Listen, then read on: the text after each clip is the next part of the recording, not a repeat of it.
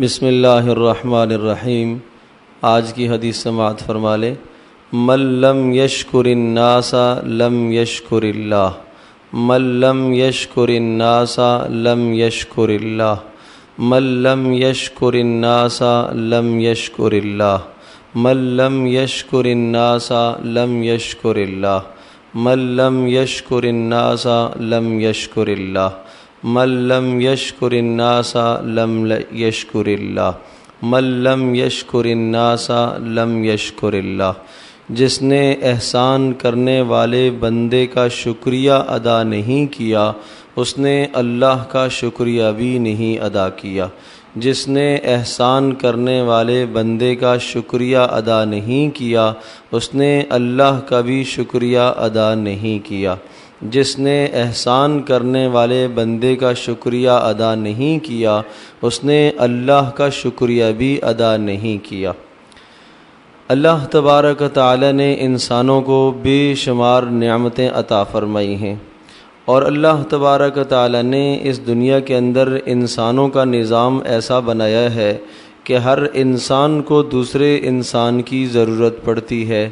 کوئی انسان جب دوسرے انسان کے ساتھ نیکی کرتا ہے یا کوئی ہدیہ یا کوئی تحفہ اس کی خدمت میں پیش کرتا ہے، تو یہ بھی گویا کہ اللہ تبارک و تعالیٰ کی جانب سے ایک نعمت ہی ہوتی ہے، اس لیے کہ دینے والے کے دل میں بھی اللہ نے یہ بات ڈالی ہے۔ تو اس لیے نبی اکرم صلی اللہ علیہ وسلم نے اس موقع کا سب سے بہترین اور خیر کا کلمہ جو ہمیں بتایا ہے وہ یہ ہے کہ تم جزاک اللہ خیرا کہا کرو۔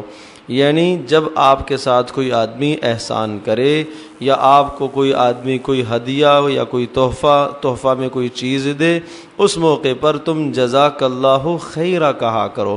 اور حضرت صلی اللہ علیہ وسلم نے ایک حدیث میں یہ ارشاد فرمایا کہ جس نے جزاک اللہ خیرا کہہ دیا، اس نے گویا کہ اللہ تبارک و تعالیٰ کی جانب سے دی ہوئی اس عطیے کا شکریہ ادا کر دیا۔ جس نے کسی کو جزاک اللہ خیرا کہہ دیا، اس نے گویا کہ شکریہ ادا کرنے کا حق ادا کر دیا۔